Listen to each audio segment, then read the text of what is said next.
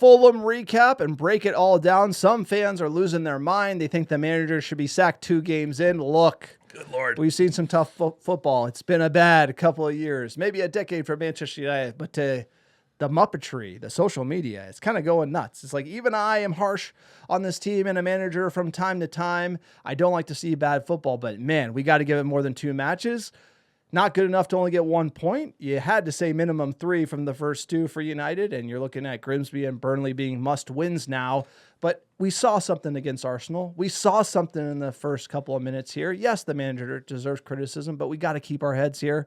Sir, before we break all that down, we're going to talk transfers. We're going to talk fan questions as well. There's some heat coming from the fans on this team post-Fulham. But first, let's break down the Fulham match and get into the starting 11. We had Bayindir, the chops, or no chops, is back. Luke Shaw, de Ligt, Euro back 3. We had Dogu, left wing back.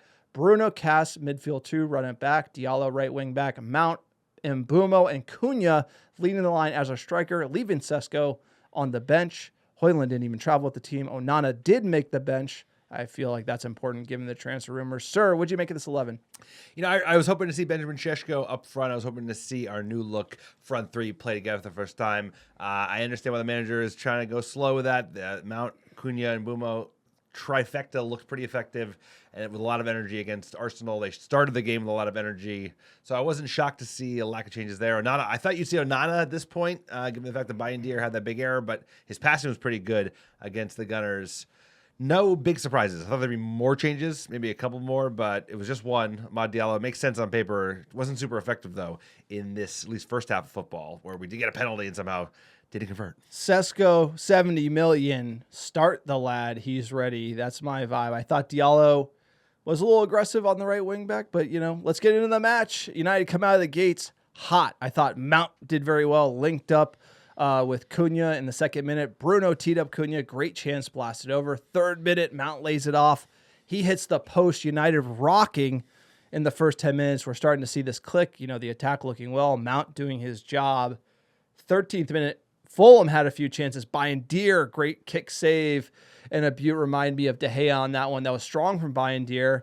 And then he found Cunha over the top with an amazing ball. Cunha probably should have scored, but Leno did very well to save. That was it, really. We had an amazing spell in the first 15 minutes. We were on the front foot, winning the ball, getting it behind Fulham, taking it to them. But after that, United faded in the first half. And we've seen this before. We've seen United even at spurts last year, given how disappointing it was. We'd play well for 10, 15 minutes, not get a converted chance and actually get a goal. We needed the goal today. Cunha could have used one. He was definitely our most threatening player throughout that first half. Bayindir with a great ball over the top. I thought that was the one.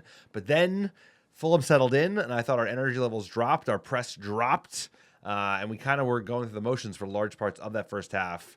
And their chance, right, the one with the Bayindir foot save, showing that they could cut through that midfield quite easily, which happened time and time again throughout this game. So the big moments, though, of the first half service, from a corner, there was a VAR penalty awarded to Manchester United. It was a bit, you didn't think it was a penalty. I think it used to not be a penalty. One of the United players, I think it was Mount, was picked up and kind of like suplexed. Ragdoll. I think they call it a ragdoll, WWE ragdoll, off his feet. So VAR awarded a penalty. I think in the modern game it is a penalty, but I would prefer fewer calls, especially fewer VAR interventions. But United did get the call, but it didn't go our way. But so Bruno sets the ball down, and then the ref never seen it. Chris Kavanagh. Kavanagh bumps him in the shoulder. Never seen this ever. Bruno was pretty calm about it. No, just kidding. He lost his shit. Then skied the penalty. He said it didn't have anything to do with it, but we all know, look, Bruno Fernandes, one of his weaknesses is he's kind of hot-headed. He went off at halftime, then came out after halftime, then kept giving it to the referee about it. He did not even calm down after the 30-minute halftime break. I felt like the manager might have thought of subbing him just because it feels like this moment he lost his head here. For me, the VAR intervening in set piece fouls is just one of those lines where you almost don't want to cross it, because then everything turns into a foul. It reminds me of that Casemiro, like when he touched the guy's neck and it was a red card, but someone else touched somebody else, but then you're not reviewing everything in a scrum. It just becomes this kind of net of wires you don't even want to touch, sir. It's sort of like trying to defuse a bomb. Cut one, you're going to explode it. VAR getting involved all over the pitch. It went to our benefit, though. But if you actually think about it, getting the penalty, missing it, I think it killed us a little bit as far as momentum, especially in the first half.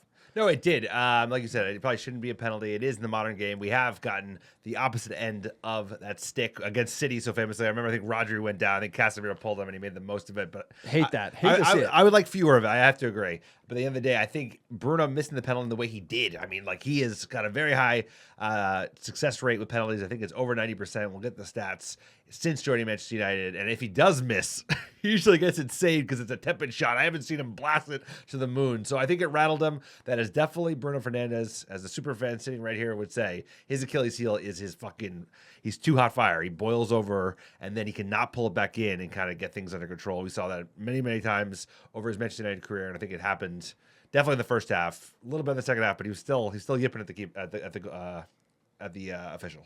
53rd minute. So United go in that half. Bruno doesn't calm down. It comes out. Amorim unchanged, makes sense, but I felt like it was unchanged with a short leash. And sure enough, 53rd minute, Sesko Delo come on for Casemiro Ahmad. Mason Mount drops into the 2 in midfield. Look, it's a draw, and we have Mason Mount and Bruno Fernandes playing in a midfield 2. That's dangerous however you want to sort it. And the fact that manager would go to that versus a Kobe Manu or Ugarte on the bench is very interesting. 58th minute, corner, United get an own goal. And Buemo banks it off of Muniz. We're going to get into the audio recap here, sir. It was, thought Lenny Yoro had the header. Lenny took the celly, but it turned out to be an own goal. So Buemo with the corner. Terrific ball in. And there's the goal. Scored by Lenny Yoro. Needed that. This team, look, great start. Tough first half, resilient, get this goal. What do? The manager, does he change it? He does not. He waits till the 69th minute. Ugarte comes on for Mason Mount. And then unfortunately, shortly after that, Fulham would get their goal. Smith Rowe coming on. Robinson. Poor defending. It won't be. Flipped in towards him, and it's Smith Rowe! It's a Fulham super. Look, a lot of different looks at this one. Luke Shaw doesn't come down. Bruno Fernandes lets him go. Should it be Bruno's? Should it be Shaw? It should be Bruno's because he come from the midfield. Delo lost the ball in the first place. Yeah, Delo with the cheeky turn in a dangerous area. But Bruno should probably be tracking. It's not his position, though. You can't cook him on, like, he's not a CDM. He's not a defensive mid. He's not even 8, So at the end of the day, letting the runner go there, it's a tough one for United that we switch off, a little lazy here. And it was scrappy defending towards the end all the way. It felt like Fulham were growing in the game, too. They were, and we've seen this type of goal conceded so many times by this Manchester United side. Easy, sloppy giveaway, and then the boys don't immediately check back on like they did time and time again when Arsenal had the ball and we were, an off-ball defending. We looked really good because we were always kind of locked in. We've seen this kind of casualness from United, and all of a sudden they put a first-time ball in, a little bit of a kind of a flick on, a roll on, and all of a sudden balls in the net, and there wasn't a lot of confidence, I think, from this side that we were going to find a way back in to get the 3 points. We did have a chance. We'll get into that in a second, but not enough chances at the end, given the fact that we had 20 minutes to try and get a winner. And Fulham had chances, too. At 87th minute, subs Maguire and Heaven on for Shaw and Euro. 88th minute, Maguire did have that late chance header. Couldn't get it on target. If it was on target, probably would have scored. That was it. Manchester United won. Fulham won. You could pull up the stats. It was even. It was down the line. You talk about Arsenal. We dominated them at home. They came to our house. We cooked them. United with 10 shots to Fulham's 13. 4 on target for Fulham. 3 for United. 53% of the ball for Fulham. 47% for United. They out XG'd us barely, but that includes our penalties. So if you look at open play, Fulham dominated on the XG. Iwobi, who we called out in the preview as just always playing lights out against United, he had the highest X threat of any Fulham player, absolutely dominated the pitch and was everywhere, finding pockets of space against Manchester United. So it was brutal. United have a long trip back to Manchester, and we got to think about this one, and we got to lick our wounds. This feels like a loss. It's not a loss, but you have 1 point from 2 games. and United probably needed 3. And we have a lot of really, really difficult games coming. We got Burnley, but even Burnley are no slouch. No team in the Premier League is slouch. They're probably the easiest we're going to get, given that they're a promoted side. But then we've got really, really tough games coming right around the corner afterwards. And United, if you had gotten a draw today and it just didn't go our way, we were peppering them, we out XG'd them, and it just didn't convert. They got a goal the way they did, and even we just pushed on at the end. That'd be one thing. But the fact is, United did get out XG'd away from a team that we have to be Fulham, beating. bro. We have to be beating. We were there to watch us lose against Fulham, one of the few losses in recent records against the Cottagers, I believe is their nickname, sir. The Cottagers. But it wasn't good. They like it wasn't to hang out good in enough. cottages. It wasn't good enough. Talk about tactics.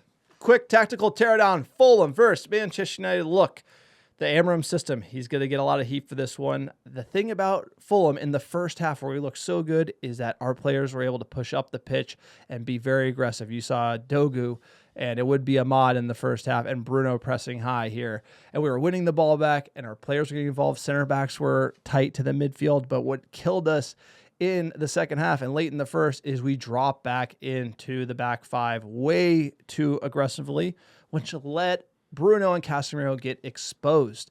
And Fulham's manager, Marco Silva, had the quote. He said, they play with 2 in the middle, and we overloaded them with our 3 plus Iwobi. And if you look at the Fulham players, it was their 2 midfielders, the 10, and then Iwobi came in on the wing and absolutely overloaded Manchester United. You could see that in our average positioning here, where you have Iwobi, Lucic, Berg, all just below the front line of United, right? So they sent Sessegnon up high, and their other winger, number 21, Castagane, I can't even pronounce his name, but they sent them high to push against our back 5, and then you had these 5 players dropping in where Cass and Bruno and Mount were hanging out, and they just overloaded us there. We're able to slip it in behind, and that's where United really faltered. We couldn't make the adjustment.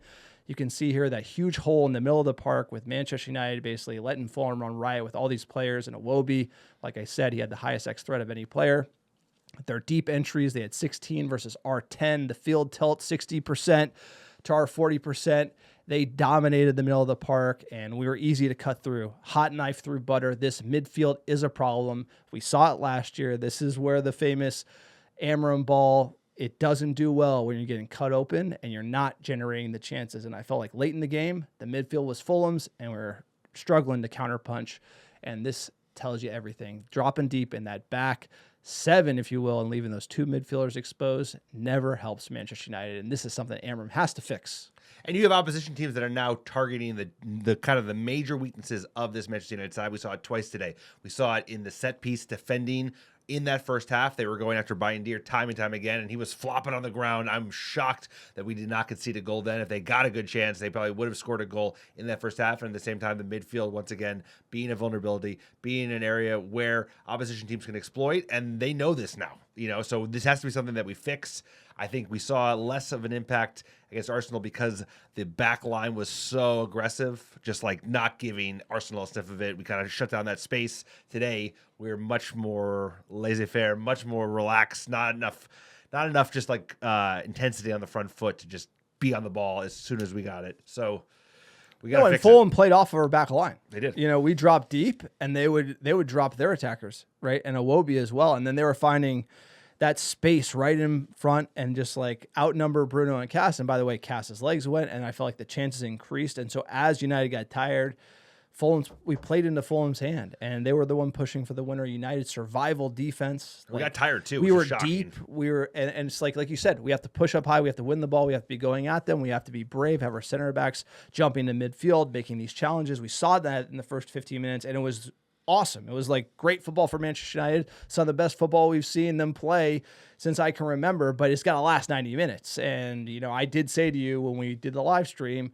can they keep this up? And unfortunately, they couldn't. They could not. But let's listen to what the manager had to say in the post-match presser here. Just your thoughts on that, first of all, please. It was a tough match. I think when we scored the goal, we forget about maintaining the way we should play.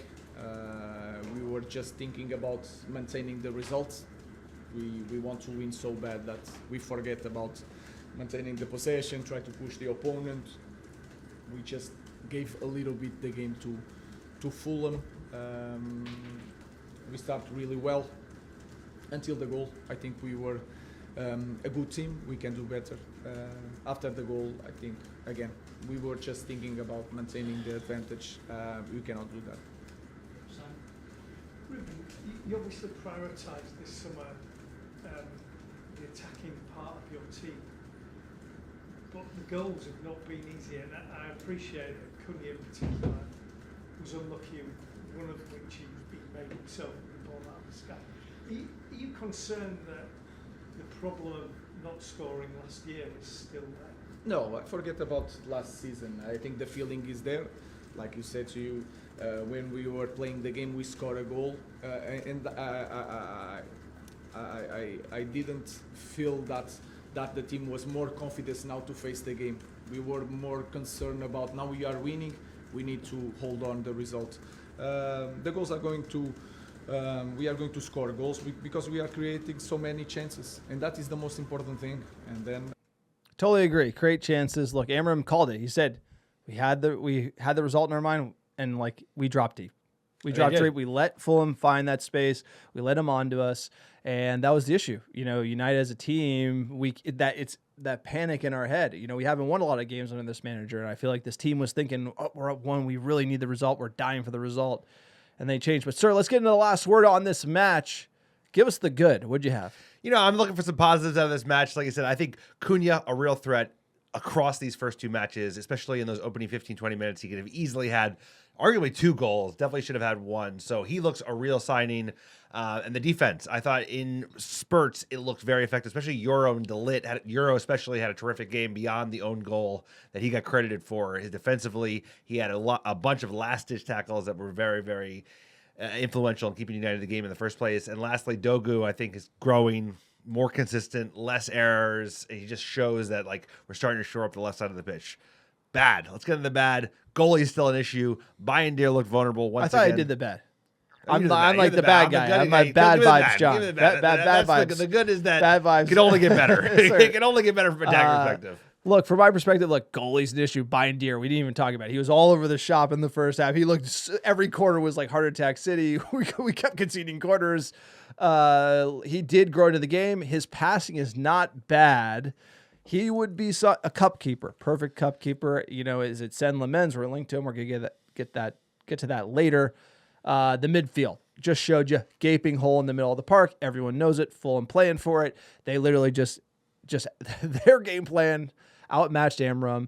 It worked, and they probably would have won the game if we kept playing it. So this midfield issue has to be solved. Signing wouldn't hurt, Ineos. If you're listening, a Baleba panic buy at the death. Let's do it. Go big. Scoring. This is a bad, but like we're creating the chances. I see it. Maybe the bad is just like everybody has to get a grip. Everyone's so negative online. It's crazy. This team it's almost like ramped up so much where last season, I get it, Ten Hag probably should have been fired. Came out, we were hopeless. There's hope here. Back the lads, back the manager. Come on, the transfer window isn't even closed. Like, it's been a rough 2. It's been a rough 2. We should have 3 points from these 2. We have 1. Not a great look. It is United. The bar has to be higher, but we're fighting for 8th, 7th, 6th if we're lucky, really, and got to start scoring some goals. The real last word, I'm going to go to a coach knows how to handle this one. So when people talk to us about Fulham, we're on to Grimsby Town, sir. We're done with Fulham. Forget it. It's in the rear view mirror, baby. The fan base, the manager, the players, we got to take a page at Bill Belly here in this book here. What do you think having a 37-year-old? We're on to Cincinnati. It's nothing about the past, nothing about the future. Right now, we're preparing for Cincinnati. Okay, do you feel like the talent you have here is good? We're getting ready for Cincinnati.